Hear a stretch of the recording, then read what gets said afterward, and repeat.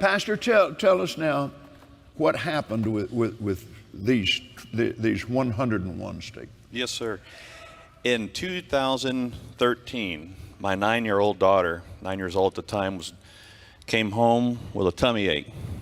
We didn't know what it was. We thought maybe she just injured herself stretching and playing.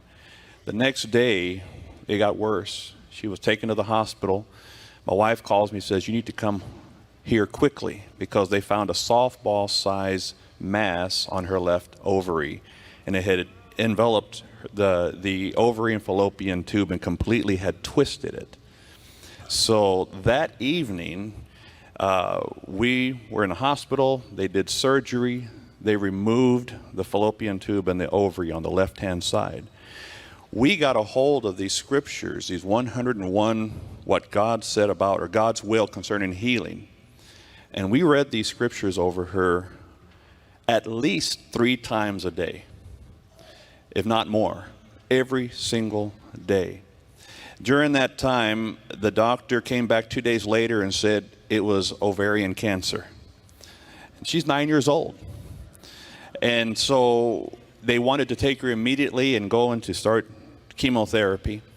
During that time, a friend of mine who's a minister got a hold of Sister Gloria's teaching on a particular teaching she taught. She said, whenever you have to take medicine into your body, she said, pray for it and bless it like you do your food. Like you do your food.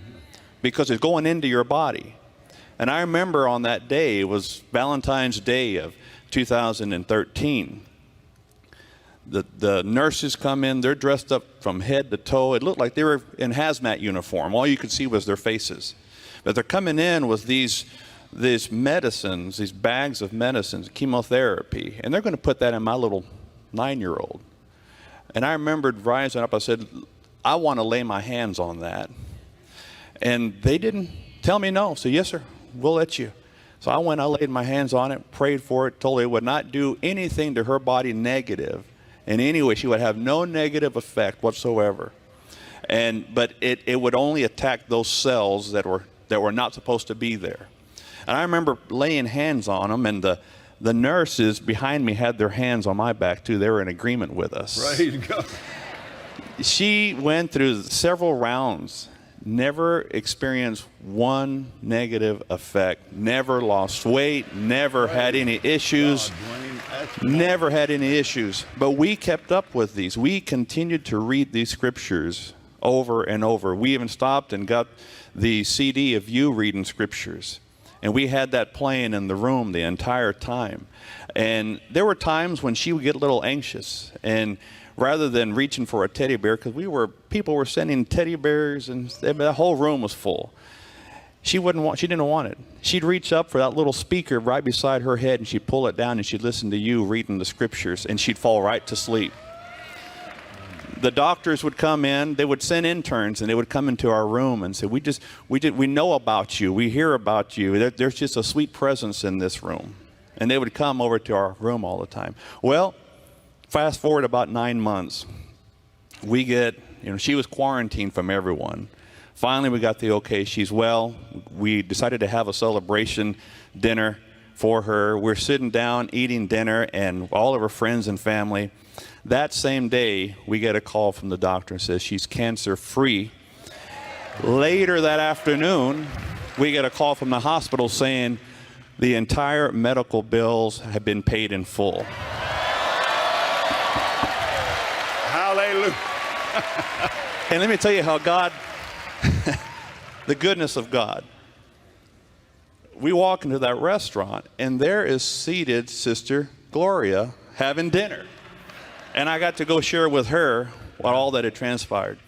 When the ovary was removed and the fallopian tube, Abigail was in the hospital room the next day. She was moving around and they removed, after surgery. She says, Daddy, God's going to restore my ovary and fallopian tube. Yeah. Amen. So we didn't argue with her. We said, yes, God can do that. So we stood in agreement with her. A year after, the doctors found another little spot on the other ovary. So we went back and they wanted to do a surgery. Well, we just stood in agreement right then and there. We said, it's not coming back. It's not coming back a second time. So we began to start praying, and we declared that that spot, whatever it was, would shrink. And I remember one of our pastor's wives said, not only will they shrink, it's going to pop off. Well, we go, the doctor is the same surgeon who removed the ovary and the fallopian tube on the left side. He's the same surgeon that did the other. He went in to find what that spot was. When he went in, he said that the spot had shrunk from the initial size they first saw. When he reached out to take it, it popped right off, and he caught it with his hand. They did the test. It was benign. The whole surgery took 35 minutes. It was supposed to take an hour and a half. So 35 minutes later, I'm downstairs having a cup of coffee with the ministers that had come to be with us. Well, my wife, she called me. She said, they're on their way up. She's out of surgery. So I didn't make it upstairs on time for the doctor to speak to me, but he had spoke to my wife. My wife comes out of that room kind of thinking about what's just happened. And she says to me, she goes, okay, wait a minute. She said, they did take out the fallopian tube and ovary, right, last year?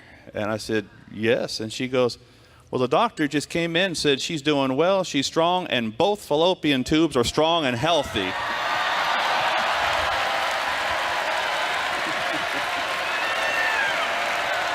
Come on, somebody!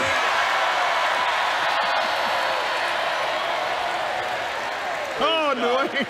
Whoa, glory to God. How wonderful. She's strong, healthy, doing well.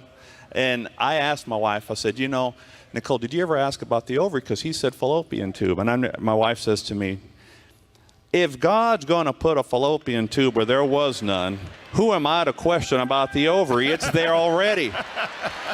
The doctor confirmed 2 days later, because he didn't want to talk about it. 2 days later, he calls to check up on our daughter, and my wife called him and says, you're the same doctor that removed it last year, right? He goes, yes. He goes, but you also said that there were 2 in there. He goes, yes, ma'am, I did. Anything else I can do for you?